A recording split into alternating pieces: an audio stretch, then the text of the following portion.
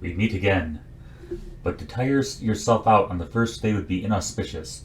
You settle down to make a camp for the night, in a natural shelter provided by the roots of 3 gigantic, intertwined trees. Your backpack will serve for a pillow, and your cloak for a blanket. You lay yourself out on the ground and are quickly asleep.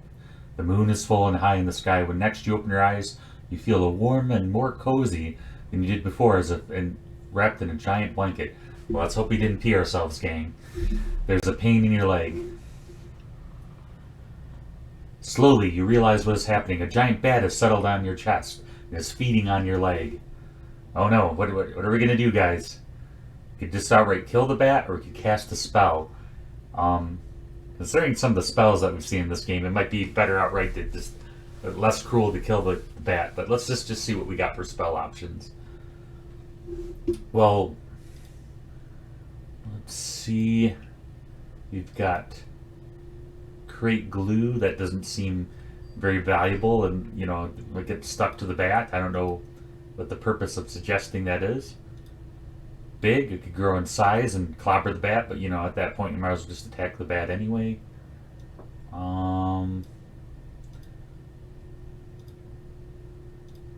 Law, control non-intelligent creatures. We've had that option for a while, so we haven't tried it out. So let's give it a go. You complete the spell and the bat stiffens. It is responding to your mental commands.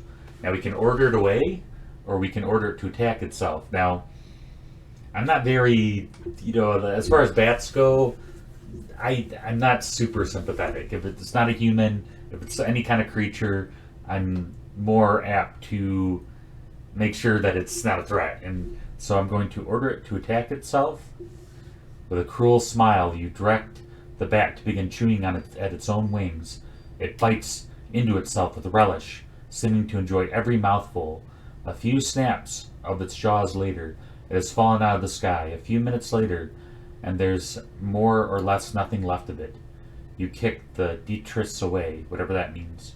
Detritus, let's take a look here.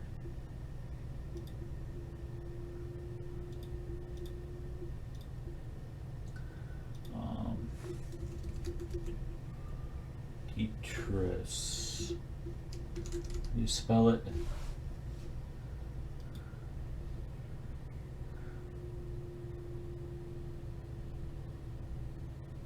Detritus. Detritus.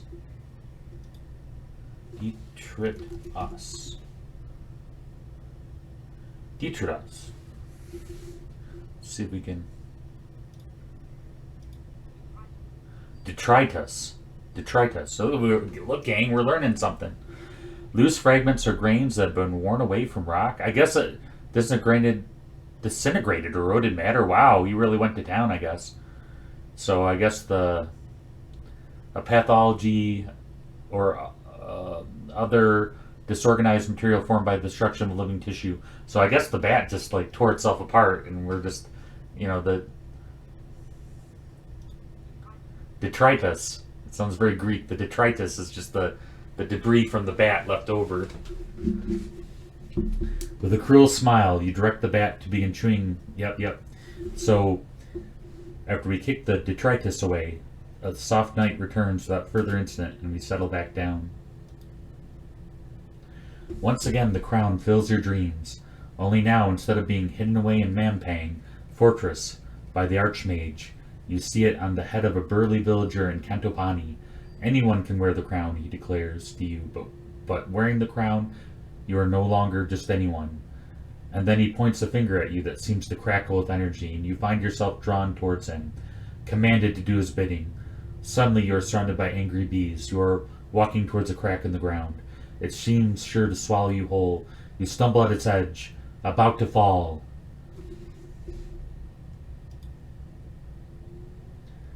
Right, so the next morning, let's walk up a little bit further the path. So it looks like we were disturbed by some of the visions from our earlier quest, some of the things that we encountered.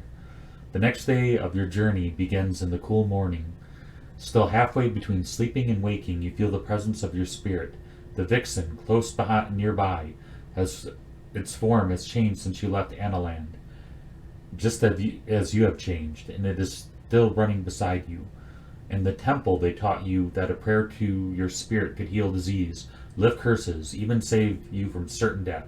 The spirits are not generous and often decline to help.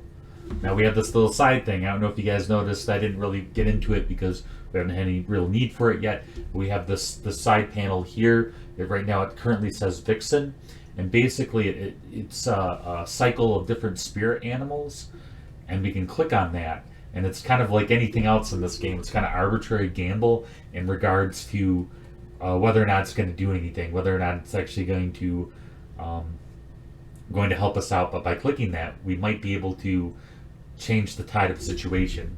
So it's valuable to have it as an option, but I don't think we need that right now. All right, walk on. You feel yourself getting accustomed to the fetid air of these hills. You have now ascended several hundred feet and can expect to make excellent progress by the end of the day. As you crest the brow of a hill, you see something that makes you stop in your tracks. To your left is a clearing, and in the clearing are several poles planted firmly in the ground, and atop each pole is a head. Well, it looks like we're ran into some headhunters, at least, if not cannibals. So, I don't know. This game's getting kind of intense. We'll see how things go. The heads are of all kinds and ages. Some are recently fixed, while others have decayed, and some are nothing but skulls and hair. There are human heads, goblin heads, and one or two heads of creatures you do not recognize. All have sewn up eyes and mouths. A large X painted on a rock nearby is obviously intended as a warning not to venture any further. But ahead, the road forks left and right, and you cannot be sure which path you are warned not to take. The right-hand path continues to climb, and the left-hand path winds down the side of the hill. Alright guys, what should we do? Let's kind of scan out a bit. It looks like there's some of the, if we follow the road, continue the way that we were going, we're going to pass by the Shanker mines. And I don't want to get shanked, but if that's what they're implying, but it looks interesting in regards to, I think of, when I think of mines and caves, I think of dragons and treasure, or I think of, gems or crystals or things that can be delved from the earth. So, I definitely don't want to run to a dragon or any kind of monster, but definitely mines imply that they're mining for some kind of resource that we might potentially use. And it might also be a way that we can stop, get some work, and earn some coins so that we can buy something at the next village. So it's definitely, I see a lot of potential that way. This way, we cross the bridge, cross the Samosa River, and we'd still be kind of going in the right direction in regards to our goal. It might actually be shorter than going around the other way, so there's a benefit there. But we did just pass some headhunters, and headhunters tend to live in villages. I'm seeing this village here is a little more hut-like. And it might be fun. It might be a fun narrative to check out the headhunters and just see what the storyline is there. It might be more entertaining. It's definitely intriguing. But they also might just take our stuff and kill us. So, and I'm just making, assumptions. It just kind of looks like a headhunter type village that actually, it might be a total MacGuffin. And the headhunters might actually live in the Shanker mines. And they'll shank us and take our stuff and behead us. So I don't know, guys. It's a bit of a gamble, but I feel like logically to continue this way is the more safe way, technically. But we'll see. The climb continues up the next hill for several hours until you are not far from the top. Then the faint sound of bustling activity reaches you, tramping feet, grunting voices, and the clanking of metal against rock. There's something ahead, hidden by the ancient trees that line these slopes. Let's follow the sound and see what there is to see. You leave the path and continue through the woods. A short distance onwards, you hide behind a tree and survey a clearing. A number of goblins are working at the mouth of an open cave. They trudge in and out of the opening, carrying large bowls in their arms, piled up with glistening rocks and dull metallic nuggets. Treasure? Well, it sounds promising.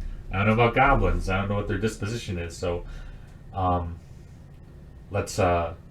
we could watch them work, leave them to it, or make a break for the cave entrance. Making a break for the cave entrance, they'll probably see us and kill us, most likely. Leave them to it. I kind of want to see what the potential for treasure is in this, because it looks like there's some potential for us to get some resources that we might use later in the journey. So let's watch them work a while. You stay hidden, getting a sense of the scale of the operation. There are at least 30 goblins inside the cave, each coming out every few minutes or so with a new pail of stones. Then there are other goblins working in the clearing with hammers, smashing the rocks into small pieces, extracting metals from inside, loading them into carts, and finally pushing the carts away down a wide track between the trees. It is quite some operation, but not without its weaknesses. There are too many goblins to create any kind of distraction, but they move away into the trees fairly often, and sometimes the cave is left unguarded. So there's a potential for us to at least get a little mischief in, and hopefully find some treasure, some buried treasure for us. Maybe find some good booty for us to plunder. So let's see. We could try to slip inside the cave, try to steal from the bulls, leave the mine, and return on the path. Well, leaving the mine, returning on the path is boring. We want to see what we can salvage. Trying to steal from the bulls directly might be a little risky, where if we try to slip inside the cave and are super sneaky, we might be able to get away with it. So let's try to slip inside the cave. You creep closer, moving around the side of the hill, near to the entrance of the cave. Then when all is quiet, you seize your chance and race across the clearing to the mouth of the cave. Alright, gang, let's take a look. You pause a moment at the cave mouth, but no one has seen you. Following the path cautiously, you move between the cool rocks of the mine, passing and ignoring the ladders that lead down into the clamoring heart of the mine, where 100 goblins sing as they work. Eventually, you reach a junction. So, hi-ho, hi-ho, it's off to work we go. Hi-ho, hi-ho, hi-ho, hi-ho. All right, so we got right or left. So which way are we gonna go? I mean, I kind of hope the goblins are the more akin to the Snow White dwarves, but I have a feeling they're probably gonna murder us. When they find us, and they still might be the headhunters, so they might decapitate us and eat us or whatever. So I definitely want to avoid anything disturbing. So let's go right and see what there is to see. You follow the passage to the right. It twists around deeper into the hillside and ends in a sealed wooden door. Let's try the door. You try the door, locked. Now, we could break it down or cast a spell, and I'm a little worried if we try breaking it down, it will not go well for us. So let's go ahead and cast a spell. And that way we might have the element of surprise. Who knows, what is beyond the door. It could be the Goblin King. If my memory serves me right, DOP opens doors. Well, it saps our stamina, which our stamina is actually a little scarily low, but we'll keep on keeping on. You cast the spell, the door shudders as its lock turns over, and then the handle moves of its own accord. On your guard, you watch as it swings open. The room beyond is large and appears to be a storeroom of some kind. In the corner is a pile of black rocks, and more rocks are held in the bucket nearby. These flicker with a dull, glistening light. But the most intriguing of all is what stands in the center of the space, a mechanical apparatus, perhaps a press or a stone cutter, being operated by a large and powerful ogre. He does not for the moment seem to have noticed you. This could be it, guys. This could be the end of our journey. We'll see. Curiosity might have killed the cat in this one. Let's see what we got. We could watch him work, we could approach him, or we could slip away. Let's just watch him and see if he doesn't notice us. Certainly he has not noticed your sudden arrival in the room. You stay in the shadow, where if we have broken down the door, we'd probably be dead by now. And watch as the ogre goes about his task. He is dropping stones from the black pile into the end of the machine. It's probably coal, turning a heavy handle, crunching the rock something is coming out the other side, to see what you'd have to approach him.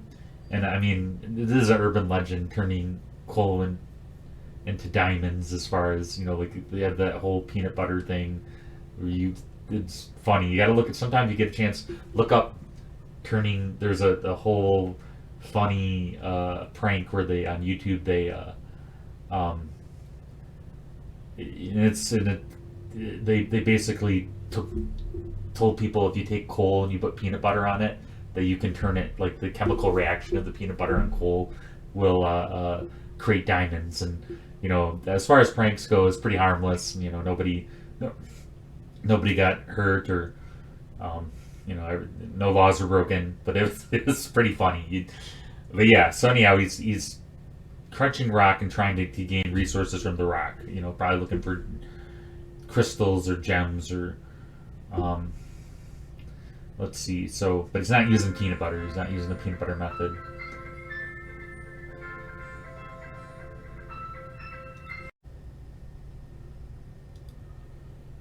Okay, should we approach the ogre, or should we slip away? At this point, let's just, for the sake of resources, let's approach the ogre. Let's face the danger. Let's be a hero. We're supposed to go on all these quests. So this is our first boss, so to say, for this game. Boldly, you step out of the doorway and into the pool of candlelight that fills the room. The ogre stops working immediately and turns to face you, growling incomprehensibly like the slug he is. You will not be able to reason with him. All right, let's cast your spell.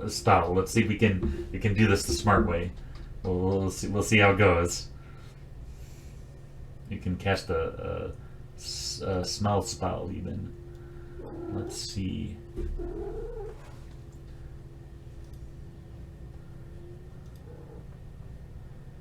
Turn him to stone would be really cool, but we don't have any stone dust. Could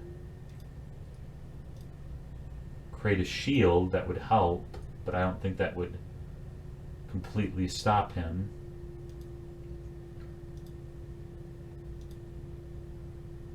We cause stupidity. I have a feeling if we cast stupidity, it's just going to compound his stupidity. I don't think he can be any more stupider. I have a feeling he looks like he's a kind of a oafish kind of character. Rock. Yeah, we can't turn to stone, so we're kind of retreading here. What was create an invisible wall? Interesting. Let's try the invisible wall. It's a little risky and it's gonna kill our stamina, but maybe we can sneak past him. You cast the spell. The ogre closes to attack. It collides with something solid. You have stopped it with your invisible wall. The creature is dumb enough not to understand and keeps hurling itself into the barrier, entertaining enough. But the wall is also stopping you from going anywhere except out. But all is not lost. The section of the table is on your side, and that section, there's a beautiful gem.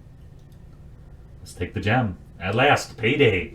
What kind of hero works on an empty purse? The gem is a nice solid piece of emerald, processed by the ogre's machine. You can pocket it. It must be worth around 10 gold pieces. Not a bad find at all. Stopping to wonder what the ogre will do when the time comes for it to finish work, you leave the room. You head back to the fork in the passage. The sunlight from outside is very tempting.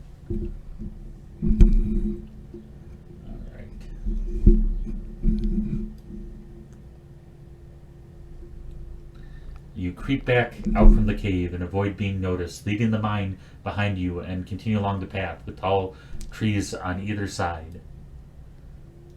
Let's go to the bridge and see what we have in the bridge area.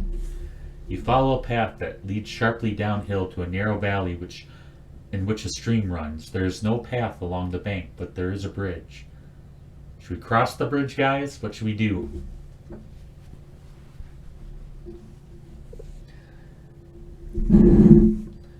We can cross the bridge, inspect the ropes and plank, find another way. I always say better safe than sorry. Let's test the ropes. They seem to be firm. If this is a trap, It's not one that will dump you into the stream, but you could always struggle through vegetation on the bank and try to find a fording point.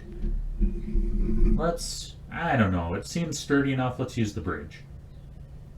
Moving slowly with one hand on your sword hilt, expecting the boards to give way at any moment, you inch across. The bridge holds, and you reach the other bank quite safely.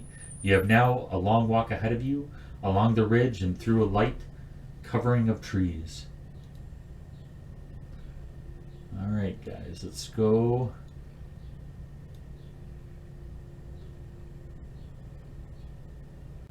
The path climbs again up a low hill, covered with thick bushes and shrubs that snag at your clothing. Halfway up, you hear a sound, twigs breaking.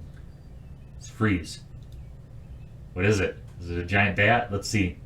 You freeze as a large creature the size of a bear emerges directly in front of you. It has black and white fur and a long bushy tail that trails out behind. It growls menacingly. It kind of looks a little cuddly, honestly. It kind of reminds me of my cat, which my cat is actually on my desk right now, which I'm not very excited about, but you just want attention, don't you? Yes, you do. My cat Jade. Oh my goodness. Isn't it with cats, you give them attention and they don't want it and they're snobby, and then when you do something they get selfish and they like ask you for attention. It's kind of the way of cats. I like cats, but they're kind of snobby. Yeah, Jade, you didn't like that, did you? Oh my goodness. So let's try to edge around it and see if we can avoid it. Perhaps if you're careful, you can slip around it. Let's edge. Last time we did the right, so let's try the left. Leaving the main trail, you slip the shrubs around the creature. Its path is clearly the square of dirt. Its patch is clearly the square of dirt through which the path leads. It watches you to ensure you don't come too close, but it doesn't attack. After a few minutes of this, you're on the other side and able to continue. The path leads down through another valley and back up another hill. 2 hours pass. Alright, let's go to Cristatanti, the next town, and see what there is to see. The sun is just now past its zenith, and everywhere a dusty heat rises from the baked earth. You begin to think about where you will stay for the night. Another night sleeping out in the open would be best avoided. But then you see a small village set up into the hill. Let's go ahead and look at it. Smoke rises from the stacks. The houses are well set, with stone in their bases and thatched roofs of grasses and thick leaves. There is unusually more than just one street running through the center of town, but it is as though this place, once rich, has had its heart scooped away. Litter surrounds the buildings, and on the edge of the villages are rows and rows of empty abandoned houses. So looks like everything outside of Analand directly in this region is pretty, unfortunately, in bad times, but it might be a little bit better than that first village we went to. You continue down your slow trudge along the path. Alright, let's enter. We could enter the village or avoid the village. I say we enter the village. It doesn't seem like there's any direct threats and that we could possibly get some resources, so let's take a look. You walk into the village. Young hill dwellers pass you and stare at your strange clothes. Should we look at them or ignore them? Let's play it safe and just ignore them, because it's always impolite to stare. These people are poor and live difficult lives. If your mission fails, they will not survive long, but they cannot survive long out here regardless. So kind of depressing, the pressure's on. We gotta try to make sure that we're good to them. Alright, let's talk in the alehouse. Walking down this single road, you find a hut with its front covering pulled wide open and the smell of brewed beer from inside. You go in. Several hill dwellers are there, talking gruffly. When you enter, they watch you with understandable caution. These look like some rough dudes. And I like the look of that guy. Looks like maybe a headhunter. He's got that bone in his hair. The owner of the hut comes over to you. "Welcome to Kristatanti," he declares. "What do you want?" Let's go ahead and greet him. Let's try to be polite. "Give me whatever you have," you replied. "Ale is 1 gold piece. Please sit." You go over to the table where the hill dwellers are. Let's go ahead and sit with the oldest guy. He might have years of experience, might know something. You turn your attention to the oldest man at the table. Whatever face he had once lost in a labyrinth of wrinkles, and his skin is the color of tanned hide from a lifetime of beating sun. We're meeting a lot of old gentlemen out in the wilderness, so very interesting. Not a land for young people. Let's see. "Greetings, old man." He raised his mug and salutes. "Stranger." His face is gravelly, like the dusty dirt that lines the streets of his town. "Where are you from?" "I come from Analand." He nods. "Not many cross through the Kantopani gate in either direction, if you know what I'm saying." "Analand must be kept safe." So I'm appealing to a sense of unity. I know that there's this tradition of passing the crown around to the different regions, and it seems like something that no matter where you are, that they respect that the Democratic Republic style process of passing the crown and making sure it's not set with one individual, that there's term limits. "Analand must be kept safe," you answer simply. From the likes of us too. They say there's a war coming, something to do with the crown." "Not if I can help it." "Is that so?" replies the canny old man. "Well, it seems like you should be drinking on the house tonight, for the good of all of us. Chanti," he calls the innkeeper over. "I'll cover this man's ale. I buy my own drinks. It's appreciated." "Oh, I never turn down a free drink, unless it's from a creepy dude that, and you look outside and he has a ice cream truck. Then you want to reject the drinks." All right, so we talked to the young man. The old man was nice about us drink. Let's keep talking to him. Asked the old man about the area. "Can you tell me something about this region?" you asked. "Kristatanti?" "Certainly. I'll tell you that around here we're always glad to help out strangers, so I can see that. They seem pretty nice." Tell me what lies beyond this town. I think you're a crazy old man." "Wow, that's kind of rude. Let's just tell me what lies beyond this town." "Tell me what lies beyond this town." "Beyond Kristatani there are 2 paths. One takes you past Alania's home, and you will need your wits about you if she's there. The other leads up the hills, and Lai Ki, the domain of the Great Ones. Either way you choose, I wish you the luck of Sindla on your journey." "I thank you." Man nods. "Fat lot of good my good wishes will do if someone tries to split your skull," he observes. The crowd in the inn is starting to thin out. You finish your beer in a single draught and get to your feet. You make to leave the inn. With a wave back to the old man who bought you your drink, you step outside. You look this way and that, trying to decide what to do next, when you realize the old man has joined you once more. He grabs your shoulder and presses a fruit in your hand. "Yeah, it's old people, old random strangers giving me fruit. Very generous." "Bamba," he declares through fermented breath. "I grow them myself. Good for the stomach." He pats your belly and walks away, swaying slightly. Let's take a look at the fruit. You turn the old man's gift over in your hands. It is a thick, rinded fruit that keeps well and will be highly nourishing when you decide to eat it. Its only drawback is its incredible weight. It is now evening and time to sleep.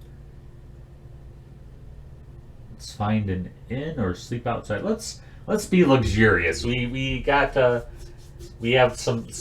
fair amount of gold, and let's just see what they have for an inn. The village is small enough that you find an inn by simply walking around. The woman who runs the place stands in the doorway with her arms folded.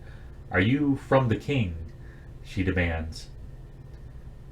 "I am on a mission for the king." "Taxes?" she replies. "No." "Yeah, don't tell him taxes. It's the best way to turn the entire town against me." The woman narrows her eyes at you. This is a guest house, the best in Kristatani. Only guests stay. And any guest of mine knows it costs me 3 gold pieces to host a man overnight. 2 to feed him, but it's all between friends. Wow, that's gonna hurt us a bit, but let's see.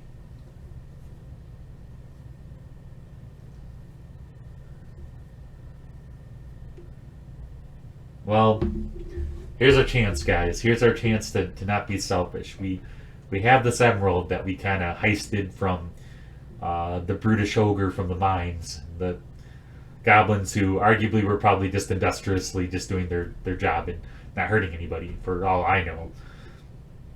And this town is in pretty dire shape. So let's go ahead and give her the emerald for a room and board. You produce the emerald and wave it in front of the woman. Her eyes light up.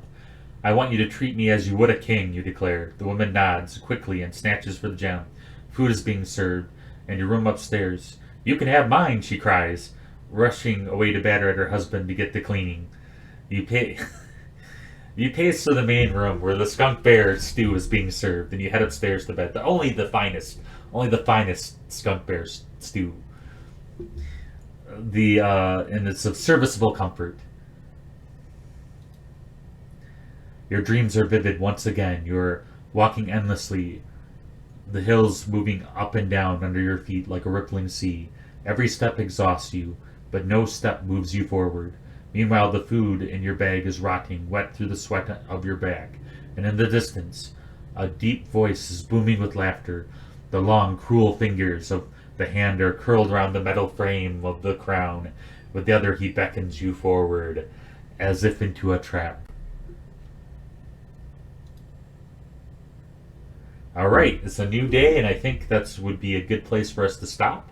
I appreciate you joining for me on this journey, and please let me know in the comments if there's anything that you'd like me to change about my video, or anything you'd like me to explore. If you're familiar with this game, if there are any things that you'd like to tell me about, or give me a heads up on, or let me or want me to kind of go towards.